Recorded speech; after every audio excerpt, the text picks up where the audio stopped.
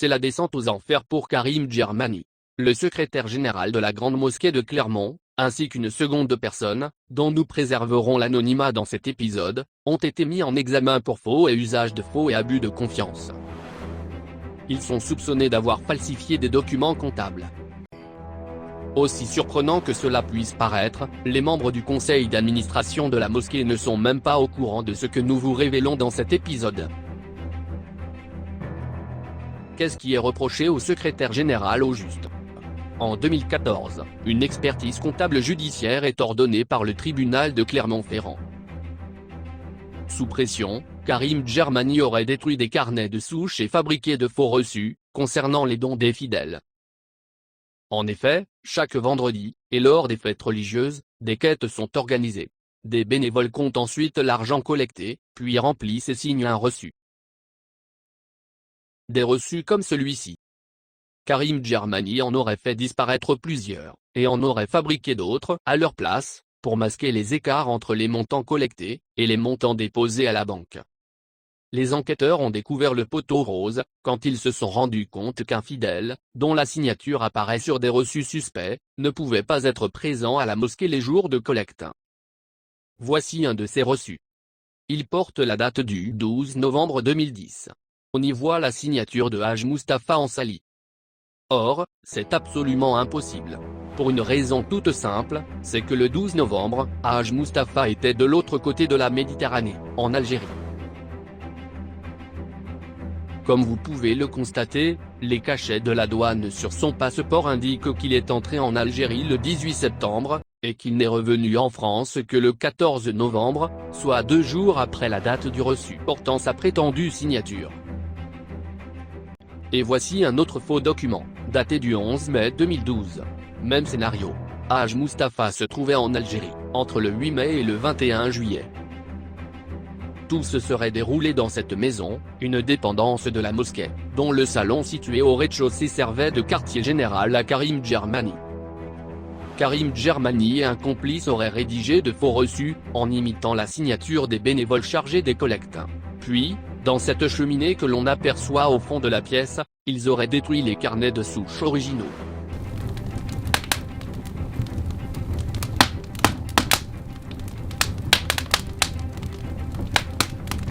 Mais ce n'est pas tout. Une autre affaire implique la SCI Kautar. Karim Djermani en est le gérant. Il y transfère presque tout l'argent que les fidèles donnent à la mosquée, sans aucune légitimité ni contrôle. La société civile immobilière Kautar cristallise tous les soupçons, car même si en théorie elle appartient à la mosquée, dans la pratique, personne, en dehors de Karim Djermani, n'a accès au compte. Il gère les finances tout seul, et prend les décisions sans consulter les membres de l'association.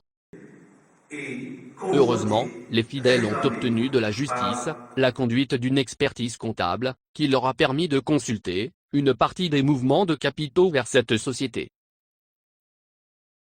Dans son rapport rendu en l'état, l'expert précise qu'1 274 000 € ont été transférés depuis la mosquée vers la SCI Kautar. Selon Karim Djermani, il s'agit d'un prêt. Or selon l'expert, aucun contrat de prêt n'a été établi entre les deux structures. D'importants écarts de comptabilité ont été relevés entre l'association et la société civile immobilière.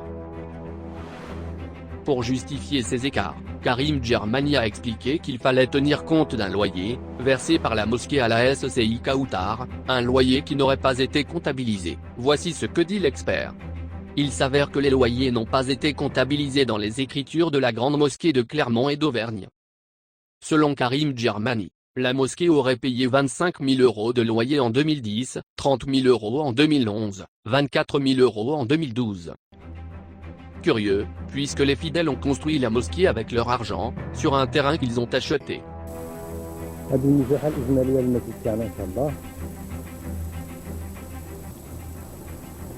Sur la requête de l'expert judiciaire, il a alors présenté un bail commercial, fixant un loyer de 2 500 € par mois. Eh bien, ce bail commercial, le voici. Karim Djermani l'aurait fabriqué de toutes pièces, au cours de l'expertise. Ce serait en réalité un document établi rétroactivement, pour tenter de justifier des transferts de fonds entre les deux structures.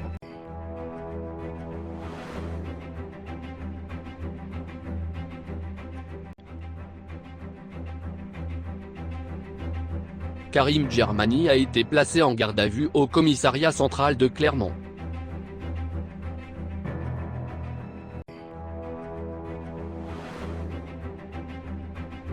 Le 31 mai 2017, la juge d'instruction lui a signifié sa mise en examen, pour faux et usage de faux, et abus de confiance. L'information judiciaire est toujours en cours en 2018. Le pire dans toute cette affaire, c'est que Karim Djermani n'assume pas ses fautes. Malgré sa mise en examen, et malgré des dons en chute libre depuis les soupçons qui pèsent sur lui, il continue à s'accrocher au pouvoir, sans parler de l'image catastrophique de la mosquée, causée par son attitude. S'il y a une drogue dure qui est légale, ça s'appelle le pouvoir. Plutôt que de démissionner, il tente coûte que coûte de verrouiller le système, en faisant nommer au poste de président, un imam qui ne maîtrise pas les affaires de gestion, et qui n'habite pas dans la région. Un président qui ne risque pas de mettre le nez dans ses affaires. Malgré les 2 mois écoulés depuis sa nomination, il n'a toujours pas demandé à rencontrer les fidèles qui réclament la transparence et un changement de gouvernance. Tant que Karim Djermani dirige le système, la mosquée restera paralysée. Vous fidèles de Clermont et d'Auvergne, qui avez porté ce projet, avec votre argent, et avec votre temps passé sur le chantier. Vous mesdames, qui avez vendu vos bijoux pour faire aboutir ce projet. Avez-vous construit cette mosquée pour qu'elle devienne une propriété privée? Non. Bien sûr. Vous avez encore un rôle à jouer. Il nous faut reprendre en main ce projet, tous ensemble. Ne sacrifions pas l'intérêt de la communauté musulmane pour les ambitions d'une seule personne. Le bâtiment qui doit abriter les salles de cours et les activités culturelles n'est pas prêt de sortir de terre. Voyez combien d'années déjà perdues. Attendrez-vous que vos enfants soient à la retraite pour réagir? Dans le prochain épisode, nous vous révélerons comment Karim Djermani a fait en sorte d'être le seul à gérer les finances. Les enquêteurs n'ont pas encore accès au compte bancaire de la SCI Qatar. Le gros de l'affaire se cache peut-être dans cette société, qui cristallise tous les soupçons.